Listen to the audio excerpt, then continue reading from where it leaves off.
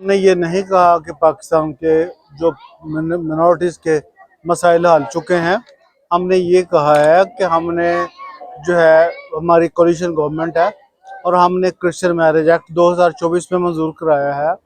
2025 में हमने national commission for minorities मंजूर कराया है।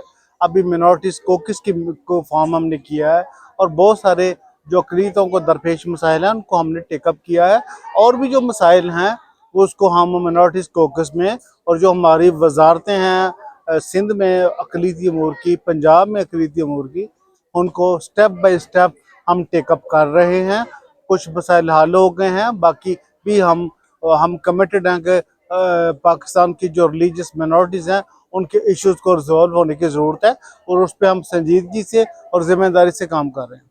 सर, टोबा टेक्सिंग से हवाले से बताइए, क्योंकि मैं यहाँ तक ही रहूँगा, आपसे सवाल ये करूँगा कि यहाँ से बड़ी तादाद जो मुस्लिम बिरादरी की रोज़ाना की बुनियाद पर काम कर रही है, अगर जब त्यौहार आता है उस वक्त जो है वो उनको तनख्वाहें फराम कर दी, लेकिन उसके बाद जो है 2-2, 3-3 माह की तनख्वाहें नहीं दी जा रही। किस तरह से उनका घर का चूल्हा जो चला रहा है कि अगर मिनॉरिटी के हवाले से किस तरह से उनका सुतीली माँ जैसा सलूक किया जा रहा है?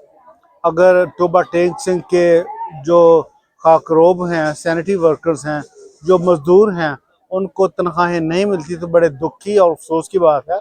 तो मैं आपको यकीन दिलाता हूँ कि इसका जो मुतल्लिका फोरम है उस पर मैं आपकी मजदूरों के लिए जो गवर्नमेंट एम्प्लॉयज़ हैं इनकी सैलरीज को टाइमली इंश्योर कराने के लिए मैं हर तरह की सपोर्ट करूँगा। सर, वज़ीर आला पंजाब से कोई बात करें, क्योंकि मैं ये ये उनके सब ही अंडर है सुथरा पंजाब, उसके ही तहत आपके मुलाजिम जो है वो आप कम्युनिटी के साथ काम कर रहे हैं।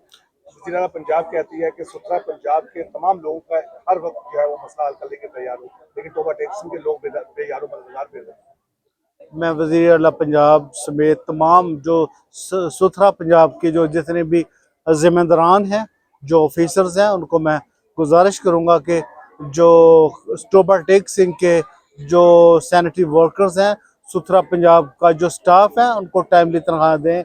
ये काम करते हैं तो शहर साफ रहता है। जिस दिन इन्होंने काम करना बंद कर दिया, आपको गंदगी के ढेर नजर आएंगे। जैसा फैसलाबाद में हुआ था डिप्टी कमिश्नर ऑफिस के सामने, तो जाहिर है जब किसी को हक आप नहीं देंगे तो एहतजाज उसका हक है।